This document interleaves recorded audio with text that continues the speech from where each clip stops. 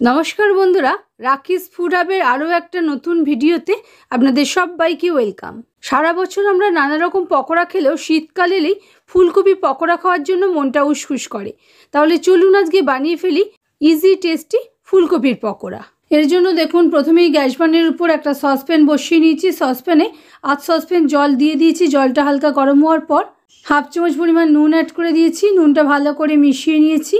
এবারে দেখুন জলে বয়েল চলে এসেছে। একখানা ছোট সাইজের ফুলকপি আমি এরকম টুকরো টুকরো করে কেটে নিয়েছি।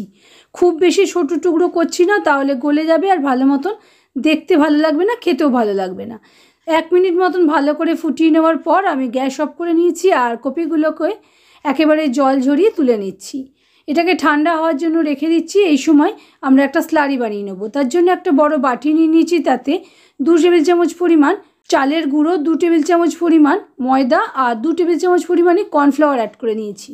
হাফ চামচ নুন, 1/4 চামচ ধনে গুঁড়ো, 1/4 চামচ হলুদ গুঁড়ো আর 1/4 চামচই ড্রাই রোস্টেড জিরে গুঁড়ো, 1/4 চামচ মতো গোলমরিচের গুঁড়ো, 1 চামচ পরিমাণ কাশ্মীরি লঙ্কার গুঁড়ো, হাফ চামচ পরিমাণ আদা রসুন বাটা আর সঙ্গে বেশ কিছুটা ধনেপাতা কুচি অ্যাড করে অল্প করে জল অ্যাড করে দিচ্ছি আর হুইস্কারের সাহায্যে খুব ভালো করে মিশ্রণটা মিশিয়ে নিচ্ছি।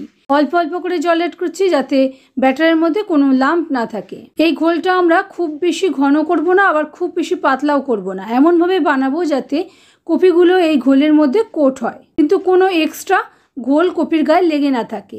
এইরকমভাবেই ঘোলটা বানিয়ে নিতে হবে। দেখুন খুব ভালো করে আমি হুইস্কারের সাহায্যে মিশিয়ে নিয়েছি আর ঘোলটা কতটা সুন্দর হয়েছে, কোনো গুটলি নেই। এটাকে সাইডে সরিয়ে রেখে নিচ্ছি।